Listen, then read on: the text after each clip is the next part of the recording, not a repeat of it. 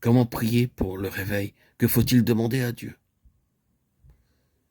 Ceux qui s'adonnent à l'intercession pour le réveil doivent prier Dieu qu'il paralyse l'œuvre des mauvais esprits qui font obstacle au réveil. Priez que les victimes de l'ennemi soient dégagées des liens où elles se trouvent afin que, libérées et purifiées, elles puissent servir à nouveau. Priez que le réveil espéré soit pur, dégagé de toute immixtion satanique. Priez Dieu qu'il prépare de nouveaux instruments, capables de lutter contre les armées de Satan et de les vaincre.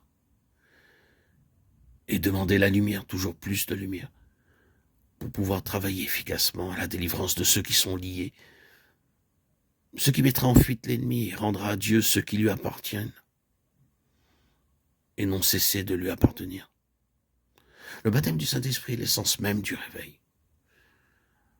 Celui-ci procède de la connaissance du Saint-Esprit et d'une étroite collaboration avec l'Esprit de Dieu qui permettent à son action de s'exercer ici-bas.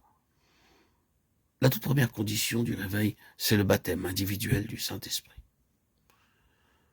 Nous nous servons du thème baptême pour désigner ce courant, cette irruption, cet influx très net, bien défini de la puissance du Saint-Esprit dans les croyants. Des milliers d'enfants de Dieu ont reçu ce baptême à travers tous les siècles de l'Église.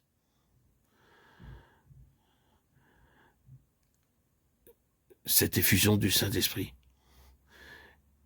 est la cause de tous les réveils, dans tous les temps. Parce que les contrefaçons de Satan surgissent pendant les réveils, les enfants de Dieu ne doivent pas renoncer à rechercher ce courant d'Esprit Saint et à prier pour que Dieu visite les siens par un nouveau baptême qui provoquera le réveil de l'Église de Christ et brisera les chaînes dont Satan l'a lié.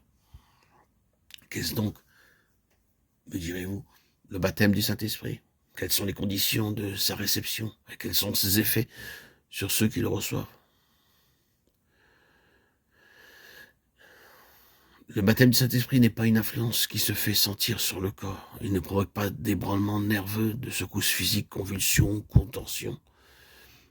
Il ne supprime pas le fonctionnement normal de l'intelligence. Il ne paralyse pas la pensée, il ne transforme pas l'homme en un être irresponsable de ses paroles et de ses actes. Où demeure donc l'Esprit de Dieu? Dans l'esprit de l'homme. Ceci nous donne la clé de la réception du Saint-Esprit et nous fait comprendre les manifestations qui en découlent. Quand l'enfant de Dieu a saisi que Dieu agit par son esprit dans l'esprit humain, alors il comprend le sens de l'expression « être rempli du Saint-Esprit ».